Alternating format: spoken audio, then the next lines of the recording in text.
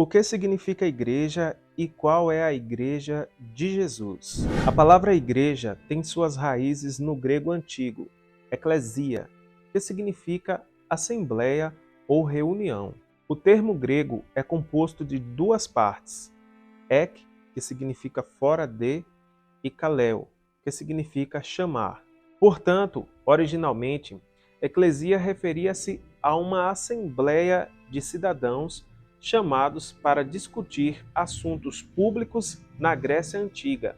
Em latim, o termo evoluiu para eclésia, com o mesmo significado, e daí foi adaptado para o português como igreja.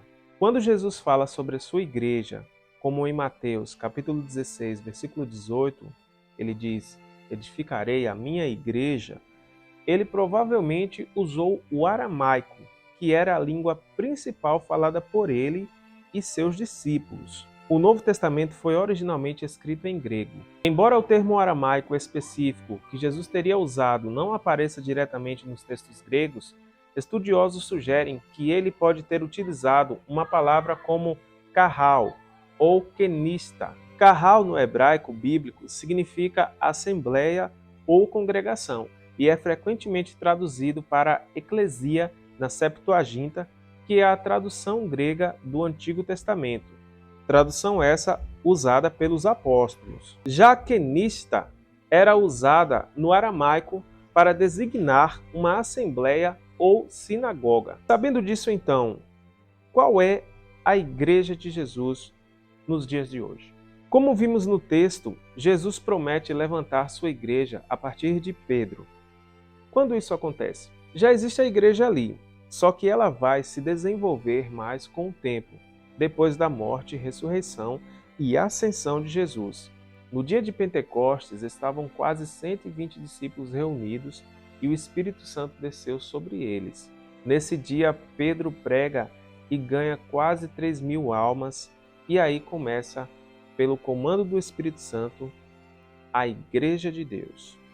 Essa igreja, ela persiste na doutrina dos apóstolos, começa ali em Jerusalém, tudo isso, e depois, por causa da perseguição aos cristãos, ela vai se espalhando para outras regiões, e com a conversão de Paulo, ela vai se espalhar por várias partes do Império Romano. Depois disso, Paulo vai começar a ordenar bispos e presbíteros em cada igreja, e esses bispos e presbíteros terão autoridade sobre cada uma delas. A autoridade que eles receberão será semelhante à dos apóstolos, e eles têm a autoridade de cuidar dessa igreja e preservar a ortodoxia da doutrina do Senhor Jesus.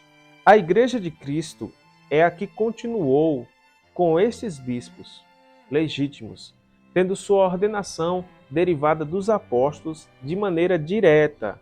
Para identificarmos a Igreja de Cristo hoje, que é a continuação dessa que estamos vendo nas Escrituras, nós precisamos levar algumas coisas em consideração. Um fator interessante que aconteceu na Igreja durante os séculos é que os bispos ordenados pelos apóstolos foram ordenando outros bispos, que foram ordenando outros, e assim sucessivamente, até chegar aos bispos de hoje.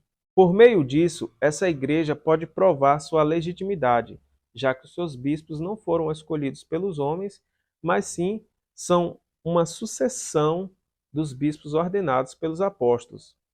São a continuação direta da obra dos apóstolos. A igreja que vive essa realidade e que é a continuação direta dessa igreja que nós lemos na Bíblia é a Igreja Católica. Os bispos da Igreja Católica são sucessores dos bispos que os apóstolos ordenaram. Ou seja, a Igreja Católica, ela foi fundada realmente pelos apóstolos. E como saber disso? Como saber também se isso é verdade? Estudando a própria história da Igreja Católica, estudando a própria história da Igreja de Deus. Depois que os apóstolos morrem, deixam bispos, esses bispos deixaram cartas, documentos, onde eles falam sobre a sua autoridade e eles vão listando os bispos que vieram uns após os outros, e essa lista vai se estender pelos séculos.